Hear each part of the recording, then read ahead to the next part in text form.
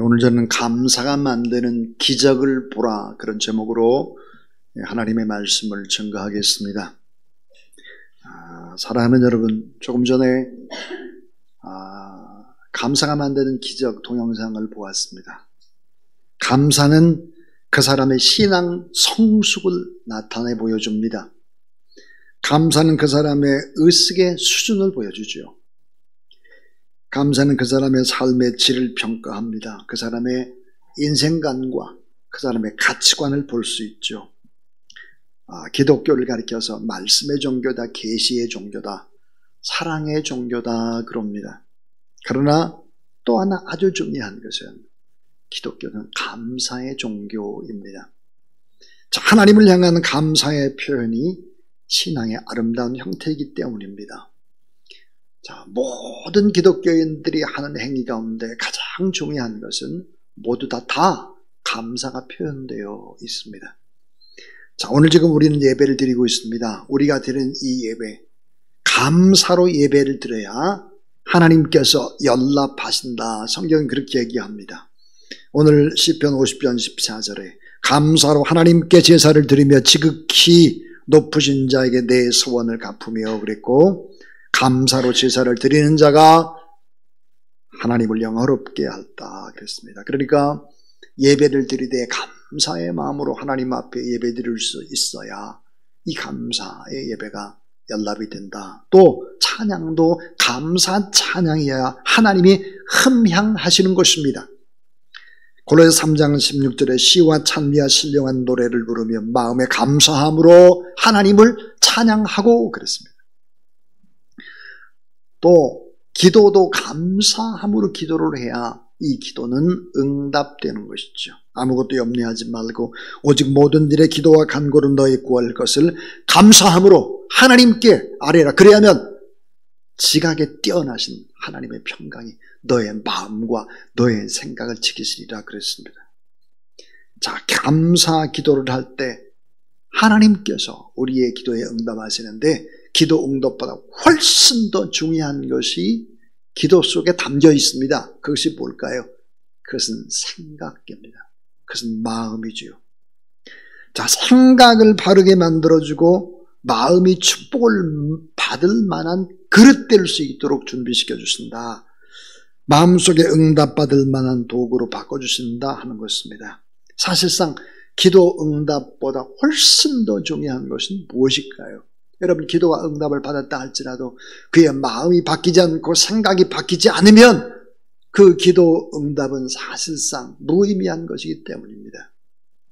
마음과 생각이 무엇을 결정할까요? 삶의 태도를 결정하는 것입니다. 그러므로 하나님께서는 기도라고 하는 것들을 매개로 통해서 기도를 계속할 때 우리의 마음과 생각을 변화시켜 주신다는 사실을 믿으시기를 바랍니다. 그러므로 기독교인들이 꼭 가져야 될 것이 있습니다. 그것은 환난의 때에도 감사함으로 하나님 앞에 예배드리는 여러분 되길 주의 이름으로 축원합니다. 환난 날에 나를 부르라. 내가 너를 건지리니 네가 나를 영화롭게 하리로다 그랬습니다. 따라하세요. 네가 나를 영화롭게 하리로다. 환난 날에 우리가 하나님 앞에 간절히 부르면, 부르짖게 되면 어떻게 될까? 우리가 하나님을 영화롭게 하는 것입니다. 하나님, 저 살려주세요. 이런 너무 어려운 문제가 저에게 있습니다. 이 문제 도와주세요. 이렇게 기도하면 우리에게 응답도 주실 뿐만 아니라 네가 나를 영화롭게 하리로다 그랬습니다. 그러니까 환난 때에도 감사하는 것은 하나님의 뜻이고 하나님의 명령이다. 우리가 마땅히 해야 될 일이다. 감사할 수 없을 만큼 비참한 일은 없습니다. 감사할 수 없을 만큼 절망적인 일도 없죠. 우리가 어렸을 때 로빈슨 크루소의 책을 아마 여러분 대부분 다 읽으셨을 것입니다. 배가 난파되어 무인도에 이른 로빈슨 크루소는 훗날 이렇게 했습니다. 노트가 있었는데 이 노트의 중간을 쫙 이렇게 연필로 가르고 난 다음에 한쪽에는 좋은 것을 기록하고 또 한쪽에는 나쁜 것을 기록을 했습니다. 자, 그가 기록한 것을 보면 외로운 섬에 던져진 것은 나쁜 것, 그러나 다른 사람들처럼 익사하지 않은 것은 좋은 것. 인간사에서 추방되는 것은 나쁜 것이지만 굶지 않고 좋은 자연환경 속에 있는 것은 좋은 것. 옷이 없는 것은 나쁜 것이지만 옷이 필요 없을 정도로 따뜻하고 아름다운 환경은 좋은 것. 섬에서 정성껏 지은 집이 다 불타버리는 것은 나쁜 것. 그러나 그 불타는 연기 때문에 구조선이 온 것은 기적. 로빈 스콜스는 훗날 그의 책에서 이렇게 얘기를 하고 있습니다. 너무 삶이 비참해서 감사할 수 없다는 것은 거짓말이다. 감사의 조건이 더 많았기 때문이다. 그러므로 하나님을 믿는 사람들의 감사는 어떠해야 되냐? 통전적인 감사. 통전적이다. 전체적으로 다 보면 다 감사다 그 말이에요. 감사와 영광이 많은 자리에는 언제나 풍성한 놀라운 기적이 임하게 되는 것이다. 자, 성경적인 감사, 특별히 오늘 시편 속에서 감사가 주는 결론이 뭘까? 감사, 그것은 기적이라는 거예요. 감사가 기적을 만든다 하는 것입니다. 참 삶에 있어서 가장 중요한 것은 무엇일까? 여러분 정말 변하지 말아야 될 중요한 것이 무엇이라고 생각합니까? 그 하나는 정체성입니다. 내가 누군가인가 이 정체성에 확신을 갖는 것은 너무 중요합니다. 흔들림이 없는 내가 누구인가를 분명하게 성경적으로 절대 진리에 근거해서 아는 것은 중요합니다. 난 하나님의 자녀다. 나는 하나님을 경외하며 사는 자녀다. 나는 하나님을 예배하는 경배자다. 나는 이 땅에 살지만 영원한 하나님의 나라를 소유한 영원한 하나님의 나라에 갈 수 있는 하나님의 자녀다라고 하는 이 정체성, 이 확실한 정체성을 우리 아들과 딸들이 가지고 여러분이 가지고 생활을 해야 된다는 것이죠. 참 요즘에 많은 젊은이들을 보면 너무 안타깝습니다. 이태원의 할로윈데이 때 수많은 젊은이들이 157명이나 죽어갔습니다. 왜 토요일 날 밤 10시 넘어서 그렇게 많은 인파가 모였을까? 토요일 밤에 만약에 그런 사고들이 나오지 않았다고 하면 그들은 토요일 밤에 무슨 일을 했을까? 이어지는 주일날 과연 무슨 일을 했을까? 이런 생각을 하게 되면 마음이 참 아프면서 동시에 하나님 앞에 회개할 수밖에 없습니다. 저 젊은이들의 가슴 속에 내가 누구인지라고 하는 정체성이 흔들린 것입니다. 그 많은 젊은이들이 교회를 보고 실망하고 떠나갔습니다.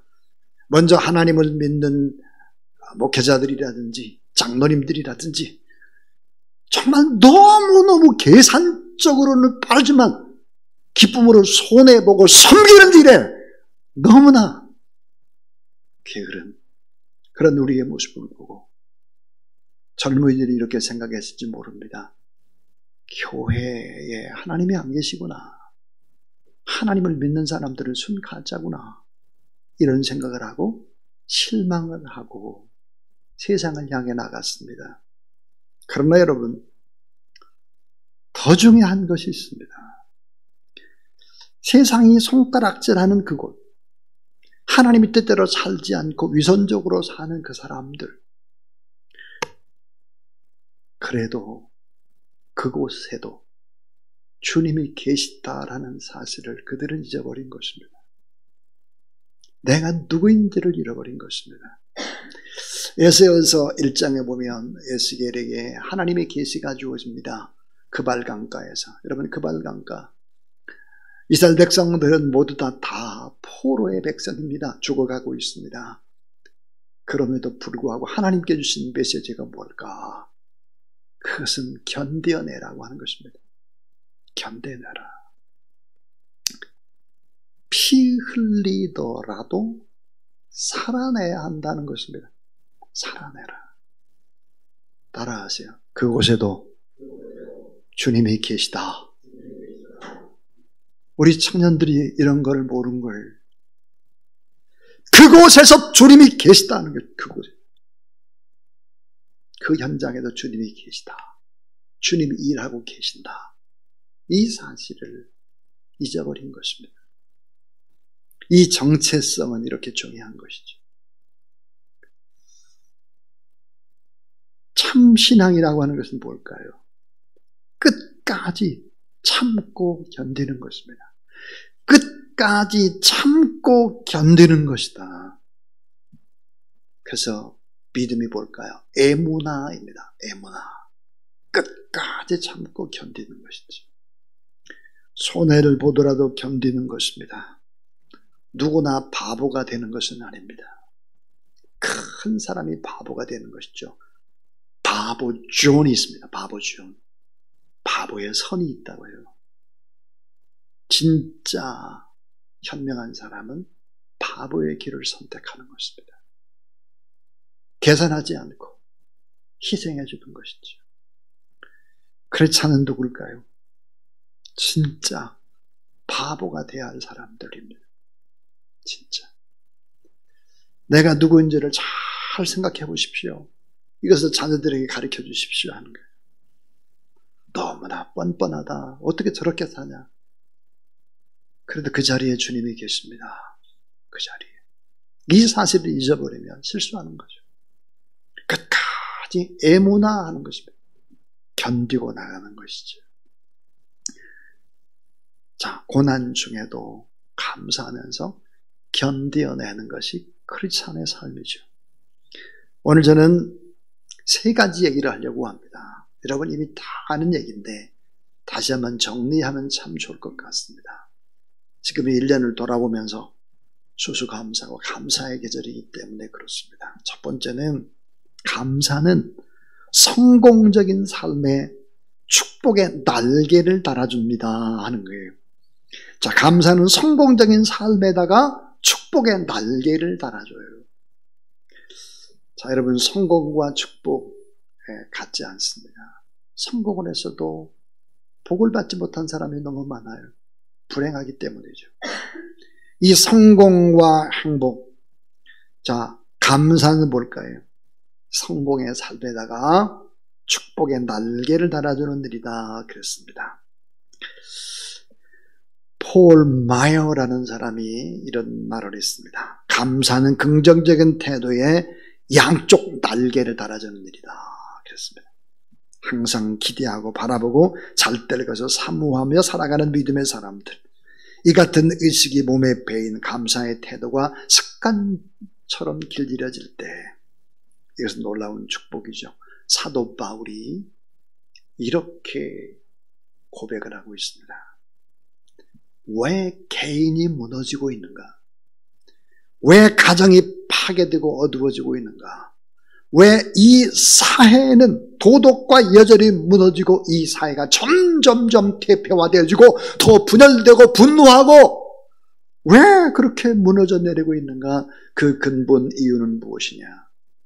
로마서 1장 21절에서 이렇게 말합니다. 하나님을 알되 하나님을 영화롭게도 하지 아니하며 감사치도 아니하고 오히려 그 생각이 허망하여지며 미련한 마음이 어두워졌다 그랬습니다. 왜 쇠퇴의 길로 가느냐? 왜 어둠의 역사적으로 자꾸 빠져들어가냐? 가정은 잘못되고 왜 청년들은 저렇게 방황하고 갈등하고 가정은 왜 무너지느냐? 그 이유는 뭘까? 그것은 창조주 하나님을 인정하지 않고 그 하나님을 경배하지 않고 그 하나님 앞에 감사하지 않는 태도의 문제다 그랬습니다. 원문대로 해석하면 이러합니다. 고맙다고 말하는 것을 싫어한다 그랬습니다. 자, 가까운 사람들에게 고마움을 표현해야 합니다. 그걸 표현하지 않아요. 딱딱한 굳은 마음을 품은 개인, 가정, 국가는 무너진다. 그렇게 얘기를 하는 것이죠. 자, 수천 수만 가지 셀 수 없는 많은 혜택과 축복을 받았음에도 불구하고 감사하지 않습니다.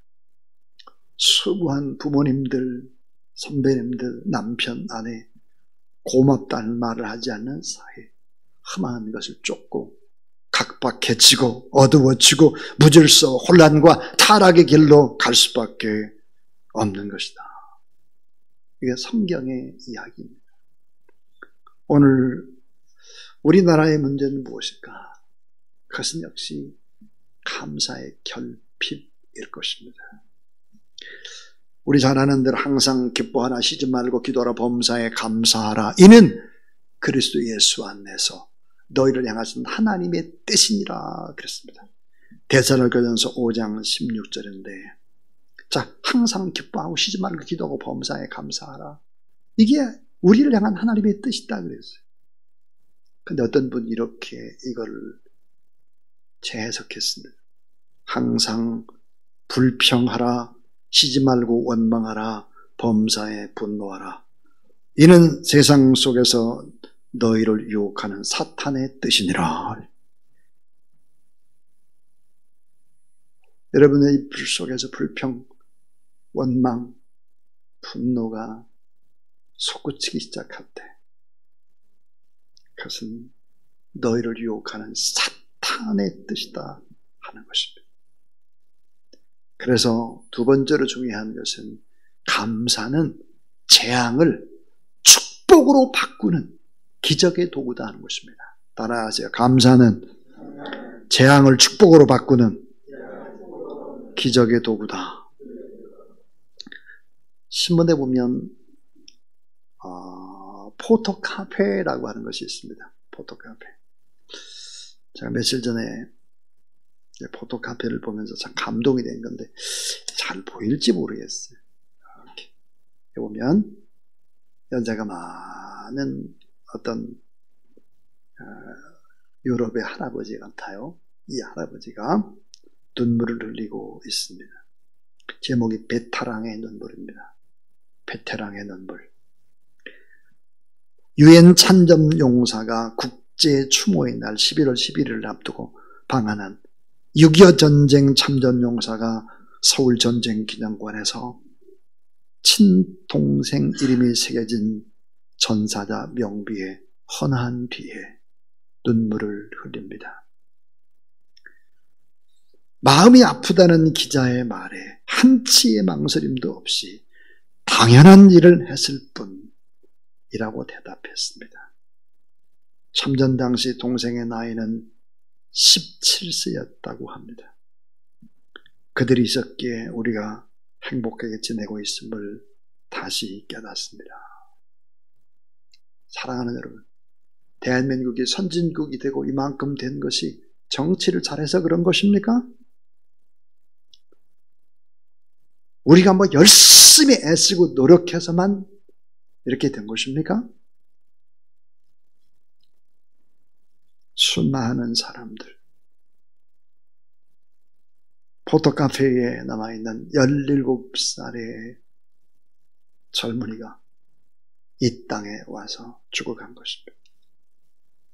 지난번에 제가 터키 성지순례 갔을 때 터키 곳곳을 다닐 때 식당에 가거나 사람들을 만날 때 한국에서 왔다고 하면 형제의 나라에 왔다고 반갑게 맞이해주는 모습들을 보면서 참 감동을 했습니다. 저 중남미의 나라들을 가보게 되면, 콜롬비아에 특별히 가보게 되면, 콜롬비아에 가면 그 사람들은 무조건 우리를 반깁니다. 비자 같은 거 이런 것들 걱정이 없습니다. 콜롬비아 땅에 5년만 있으면 그냥 시민권을 주는 것입니다. 피를 나눴다 그렇게 생각을 하죠. 우리의 노력으로 우리가 이렇게 왔다. 내가 노력했기 때문에 우연히 이 자리까지 왔다. 감사 못하는 거예요. 그렇게 되면. 나는 한 것이 없는데 나는 너무 받은 것이 많구나. 이렇게 생각을 할 때 감사가 되는 것이죠. 시편 50편 14절부터 23절까지 감사로 제사를 드리며 이렇게 시작을 하지만 14절이 맨 마지막 절을 보면 따라하세요. 하나님의 구원을 보이리라. 자, 이때 구원이라고 하는 것은 뭘까요? 잘못된 여러 가지 일들에게서 그 문제들이 해결함을 얻는다 그 말이에요. 그러니까 감사는 재앙을 축복으로 바꾸는 기적의 도구다 하는 것입니다. 자, 15절부터 22절까지의 말씀을 요약하면 이러합니다. 재앙을 만난 사람들, 저주받은 인생들, 가족들끼리 공박하고 비방하는 사람들, 하나님의 목전에서 겁없이 타락해져서 허무와 저주 속에 살아가는 사람들, 이런 사람들이 하나님 앞에 돌아와서 감사로 예배를 드려봐라. 그렇게 하게 되면 재앙을 축복으로 바꿔주신다. 이렇게 말씀을 하고 있는 것입니다. 어느 산간 마을에 점점점 세력이 기울어져 가는 수도원이 있었어요. 수도원을 찾는 사람들이 하나둘씩 줄어들기 시작하더니 결국은 5명의 수도사만 남게 된 것입니다. 맥이 빠진 5명의 수도사들이 하루 종일 불평불만스러운 표정으로 앉아있을 뿐 대책이 없었습니다. 양지 쪽에 뿔뿔이 흩어앉아 수도사들은 멀리서 지켜본 이 수도원 원장이 있었는데 수도원 원장이 하도 답답해서 율법학자를 찾아가서 한숨을 쉬면서 이렇게 말했습니다. 참 큰일입니다. 어쩌다 이 지경까지 되었는지 남은 5명의 수도사는 서로서로 존중하지 않고 예전처럼 사랑하고 위로하고 섬기는 모습도 싹 사라지고 날카롭고 신경질적이고 불평과 불만으로 속으로는 발톱을 숨기고 노려보는 표범과도 같습니다. 수도원장이 이런 얘기들을 쭉 했을 때 율법학자가 이렇게 말했습니다. 가서 전해주십시오. 내 예언에 의하면 5명의 수도들 가운데 1명의 구세주가 나오고 그 구세주를 따를 사람도 나올 수 있습니다. 놀라운 수도원 원장은 불이 나게 달려가서 5명의 수도사들을 모두 다 불러 모아놓고 1명의 구세주 또는 구세주를 잘 따르는 사람이 우리 가운데 나온다고 예언을 했다. 이렇게 말했습니다. 처음에는 모두 다 말도 안 되는 소리가 하고 있다고 그렇게 했습니다. 그러나 그날 밤 잠자리에 든 5명의 수도사들은 잠을 이루지 못했습니다. 왜냐하면 5명 가운데 나 자신은 구세주가 될 수 없고 나 자신은 구세주를 따르는 사람도 될 수 없는데 그러면 나 말고 4명 가운데 그 사람이 나올 수도 있겠다. 이런 생각이 들었습니다. 그 다음 날부터 일찍 잠에 깐 수도사들은 혹시 구세주가 되거나 그 뒤를 따를 수 있는 동료 수도사들이 될 수도 있잖아요. 그들을 향해서 방도 청소하고 마당을 쓸고 식당을 또 청소하고 일하면 서로서로 존경심을 가지고 대하기 시작을 했죠. 말 한마디 한마디 해도 예의를 갖췄고 말도 눈동자도 대하는 태도도 달라졌습니다. 깊은 신뢰감과 존경심과 기대감이 생겨났죠. 원망이 아니라 감사하고 배려하기 시작을 한 것입니다. 얼마 지나지 않아서 수도원 곳곳에는 아주 성스러운 분위기가 흘러나왔고 5명의 수도사는 열심히 기도하며 사랑하고 존경할 때 이 같은 모습들이 수도원에 배어들기 시작했습니다.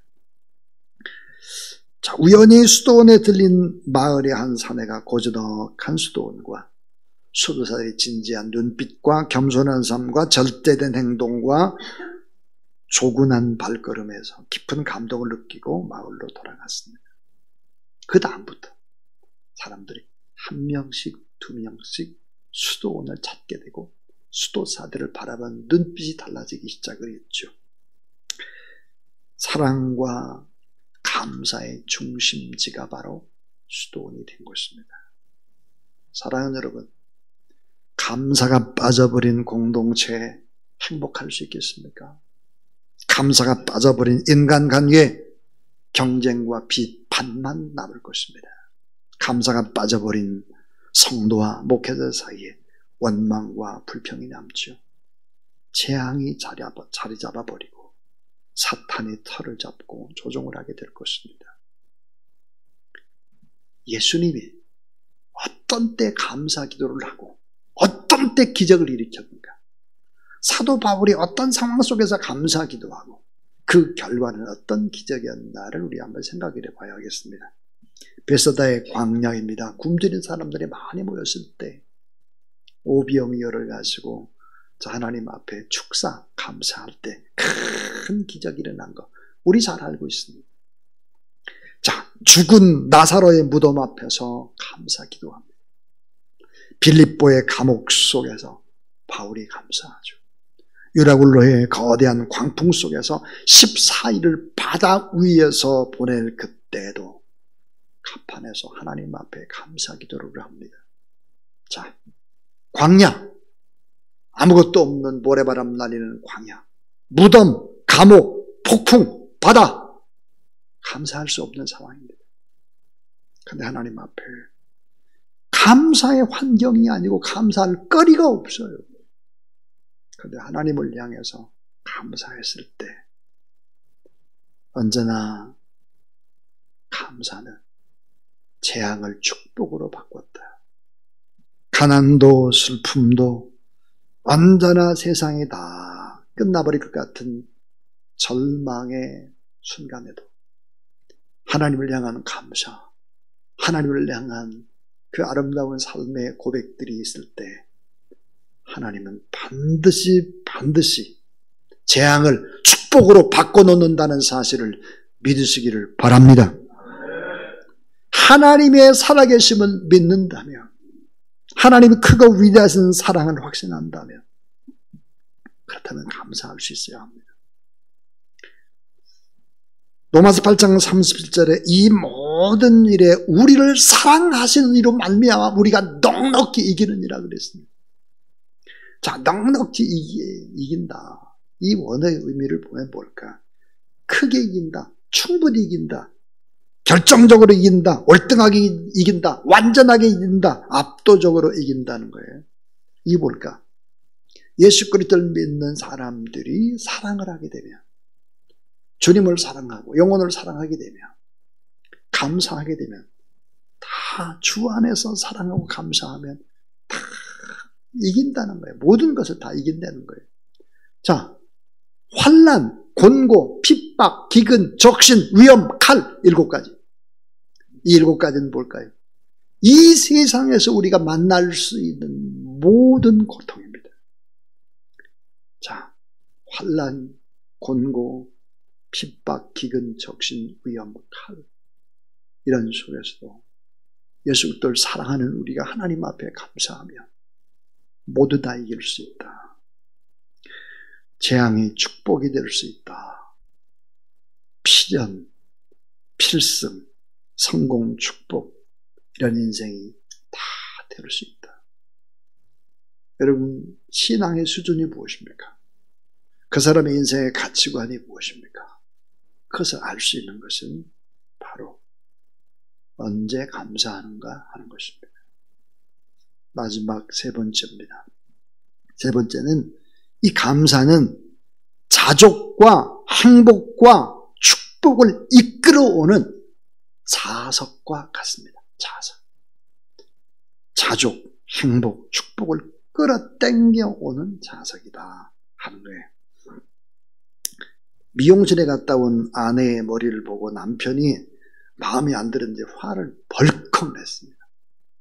아니, 당신은 한마디 의논도 없이 어떻게 그렇게 머리를 짧게 깎은 거야? 왜 이렇게 쇼카트를 했어? 하면서 창피해서 같이 못 다닐 것 같아. 이렇게 이제 남편이 얘기를 한 거예요. 아내의 머리를 보고. 그랬더니 이번에 남편에게 그 아내가 뭐라고 말했냐? 그러는 당신은 왜 나하고 한마디 의논도 없이 왜 대머리가 됐어? 이렇게.